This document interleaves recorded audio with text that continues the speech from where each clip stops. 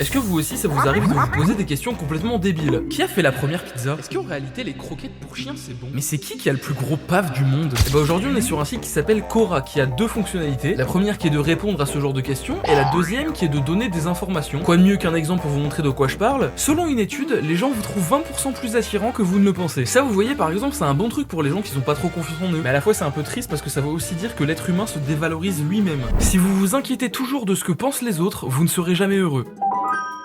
C'est réel. Moi je suis très partisan d'avoir mes propres choix et mes propres convictions. C'est-à-dire que quand par exemple je sors dans la rue, je vais pas me dire oh je vais m'habiller pour que les autres me trouvent beau. Non, je m'habille pour que moi je me trouve beau. Et après je me suce comme ça. Ok, là il y a un truc intéressant. 90% des problèmes de la vie sont dus au fait que vous ignorez ces leçons de vie. Alors, il y en a vraiment donc on va en lire quelques-unes. Déjà la première, être seul et puissant. Cela vous fait réaliser que vous avez encore plus besoin de vous-même. Peut-être. Je sais pas, je sais que personnellement j'adore être seul. Genre en mode être seul, ça me pose pas vraiment de problème. Levez-vous et affrontez vos peurs ou elles vous vaincront. Alors personnellement j'ai peur des araignées. Je vous avoue que là par exemple s'il y avait une araignée quelque part dans cette chambre, je ne tournerais pas. J'irais dormir en bas et j'attendrais que ma mère rentre pour la tuer. Il y a zéro van. Donc non, j'ai pas envie de vaincre ma peur des araignées. Les araignées sont un être diabolique pour moi. Si vous voulez prendre une mauvaise décision, demandez à tout le monde. Ça, c'est vrai de fou malade. C'est simple, si vous et moi on est amis et que vous me demandez de prendre une décision à votre place, la plupart du temps, la seule chose que je vais vous répondre c'est prends la décision de toi-même. Parce que j'estime ne pas devoir prendre la décision pour quelqu'un d'autre. Je vais te conseiller et te dire mon avis, mais prendre la décision à ta place... Non, non, non. Il faut savoir prendre des décisions par soi-même. Comme ça, si on échoue, ce sera notre erreur, pas celle des autres. N'exposez jamais votre prochaine étape. Franchissez simplement le pas. Je sais pas pourquoi, mais les gars, j'ai une malédiction de fou malade. Quand j'ai des projets, à chaque fois que j'en parle à quelqu'un, ça foire. Exemple, les gars. La dernière vidéo qui est sortie sur ma chaîne, c'est j'ai tenté de percer sur YouTube Kids. Faut savoir que cette vidéo, j'ai eu l'idée il y a des mois et des mois et des mois et des mois et trop de mois. Mais le problème, c'est que j'ai pris beaucoup trop de temps à la tourner. Et ensuite, j'ai eu un problème de santé, donc ce qui fait que d'autres youtubeurs l'ont tourné avant moi, et dans les commentaires on m'a accusé de plagiat. Quelles sont les choses les plus terrifiantes à voir sous un microscope? Wow, ça s'appelle apparemment le sourire du tardigrade. Ne jugez pas ma prononciation s'il vous plaît. Une larve de moustique. C'est immonde. Chenille du ver à soie. C'est quoi ce truc? Ça ressemble à ça un asticot? Une tique qui vient de casser la croûte. Elle vient de taper un grec. Oh, une banane coupée en deux. Ça ressemble à ça au microscope? C'est quoi ça? Pourquoi il y a des fils? Quelle vérité avez-vous appris trop tard dans la vie? Ça m'intéresse. La plupart des gens échouent car ils ont peur de se dresser contre leurs proches. Alors ça aurait pu m'arriver premier degré parce que genre en mode mon plus gros ops, mon plus gros hater sur internet, c'est ma mère. Ma mère, je vais en faire une vidéo un jour. C'est obligé. Elle déteste ce que je fais. Genre tout ce que je fais sur internet, elle déteste. Je viens de lire une vérité les gars. Votre estime de vous ne devrait pas être baissée par l'approbation des autres. Putain mais c'est tellement vrai, j'en ai eu un débat avec une amie la dernière fois, mais prendre l'avis des autres comme une vérité absolue, c'est pas du tout bon à faire. Je vais vous donner un exemple. Il est possible que devant une certaine personne, qu'on va appeler la personne A, vous soyez la personne la plus belle du monde. Donc si dans votre tête l'avis des autres c'est une vérité, vous allez vous penser comme étant la plus belle du monde. Alors que devant une personne qu'on va appeler une personne B, et ben si cette personne vous trouve dégueulasse, et ben là vous vous sentirez comme étant moche. Moralité, abonnez-vous. Voici quelques-unes des guerres les plus absurdes de l'histoire. La guerre de l'oreille de Jenkins. Ce conflit entre l'Angleterre et l'Espagne débute après qu'un officier espagnol ait coupé l'oreille d'un capitaine britannique. Cette blessure, brandie comme une preuve par le capitaine Jenkins devant le Parlement britannique plusieurs années plus tard, sert de prétexte à une guerre de près de 10 ans, causant des dizaines de milliers de morts pour une querelle initialement minime autour du commerce et d'une oreille. C'est-à-dire, il y a deux gars ils se sont embrouillés à propos du commerce, admettons cette embrouille-là. Non mais moi, en fait, je te dis que le pain, ça peut valoir 90 centimes. Alors non, mon cher, je pense que ça vaut aux alentours des 1,10 livre. Moi, je pense que ça vaut 90 centimes, c'est comme ça, voilà. Mais puisque je te dis que ça vaut 1,10 livre, tu vas pas commencer à me sortir par les doigts de pied, ça veut rien dire. Et du coup, ce genre d'embrouille, ça a terminé en guerre qui a tué plusieurs dizaines de milliers de personnes. La guerre du whisky.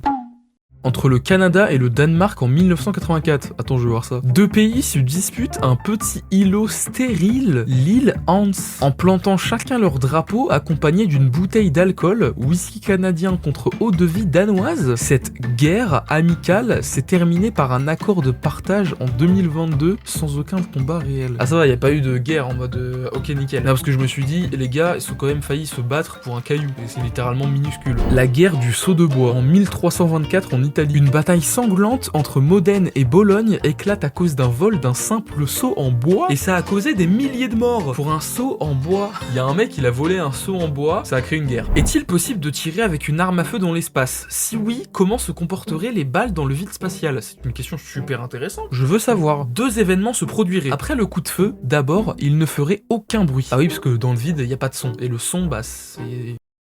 Dans le vide spatial, le son ne se propage pas. C'est exactement ce que je viens de dire. La quantité de mouvement serait conservée. Je sais pas ce que ça veut dire. En d'autres mots, la balle partirait dans une direction et le tireur dans la direction opposée. La balle de 20 grammes serait propulsée à 550 millisecondes. L'astronaute pesant, disons, 200 kg, la bien graille l'astronaute, serait propulsé à 6 cm secondes. C'est très peu. Sans obstacle, les deux continueraient leur trajectoire respective. À l'infini, en gros. 6 cm secondes, c'est l'équivalent de ça par seconde. Et ben, c'est intéressant, on peut tirer dans l'espace, mais ça a pas grand effet quoi. Quelle est la chose la plus récente que les scientifiques aient découvert? Après, le post date d'il y a 3 ans. Le spermatozoïde le plus rapide n'est pas nécessairement celui qui féconde l'ovule.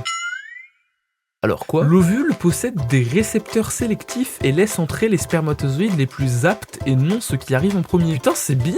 Mais du coup, pourquoi il y a des handicapés, etc. C'est super bizarre, mais c'est une vraie question, genre. Si cette étude est vraie, pourquoi il y a des handicapés qui naissent? Pourquoi il y a des gens avec des maladies de naissance et tout, genre? Je sais pas, si vous avez la réponse, répondez en commentaire. Dormir du côté droit est-il mauvais pour le cœur? Attends, le cœur est à gauche. Lorsque vous dormez sur le côté droit, la gravité exerce une force qui déplace légèrement le cœur vers le centre de la poitrine. Ce déplacement, bien que subtil, peut avoir un impact sur certains symptômes, la performance cardiaque ou même votre rythme cardiaque. Eh ben, je vais arrêter de dormir sur le côté. C'est bien à savoir. Quels sont les faits les plus époustouflants sur le cerveau humain? La capacité de stockage de votre cerveau est pratiquement illimitée. Psahték le cerveau. Plus de 100 000 réactions chimiques se produisent dans le cerveau à chaque seconde. Eh ben putain, j'aurais oublié ça dans 2 minutes.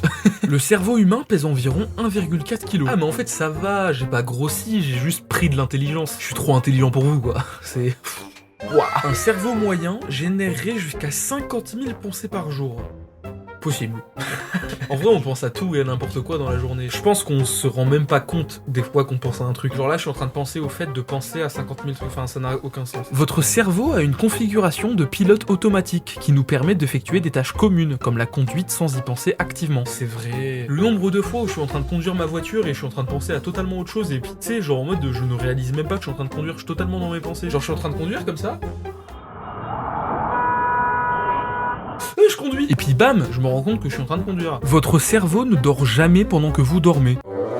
Alors ça, si c'est vrai... Bah après oui, vu qu'on rêve, etc. Mais il passe en mode veille, non? Je sais pas. Quel est le plus grand objet singulier que nous sommes capables d'observer dans l'univers? Le plus grand objet, sans compter les galaxies, l'univers, etc. jamais découvert est S5... ce truc-là. Préparez-vous à être époustouflé. On va le renommer Betterave. Betterave est un casenard. Après une inspection plus poussée, ils ont découvert qu'un trou noir se trouvait au centre du casenard. J'ai rien compris. Mais en gros, la comparaison, c'est ça. Ça, c'est le système solaire au milieu et le truc, bah, c'est tout le truc autour. C'est gigantesque. Comme quoi, les gars, quand une fille vous dit « Ah, putain, ton pénis, il fait 3 cm, c'est petit », bah, dis-lui qu'il y a des choses énormes dans la galaxie et comparé à la différence de centimètres, c'est très peu. Un trou noir est-il la chose la plus mortelle dans l'espace? Je suis désolé les gars, j'aime trop l'espace. Oui et non. En réalité, un trou noir lui-même n'est pas particulièrement dangereux. En fait, si on remplace le soleil de notre système solaire par un trou noir, il n'y aura aucune différence pour nous. Par contre, apparemment, il y a 2 trucs qui feraient en sorte qu'on explose. Les sursauts de gamma, c'est ça là. Ça se produit lors de l'effondrement d'une étoile en trou noir. Si un sursaut gamma à 8000 années-lumière frappe directement la Terre pour 10 secondes, il va lui ôter 25% de sa couche d'ozone. C'est énorme, provoquant du coup une extinction de masse. Ok. Et l'autre truc, c'est les quasars. Pas le truc de tout à l'heure là. On va le renommer Betterave. Betterave est un casenard. Ouais, c'est bien le truc qu'on a vu tout à l'heure. Ce sont des phénomènes lumineux provoqués par la friction entre des corps célestes absorbés.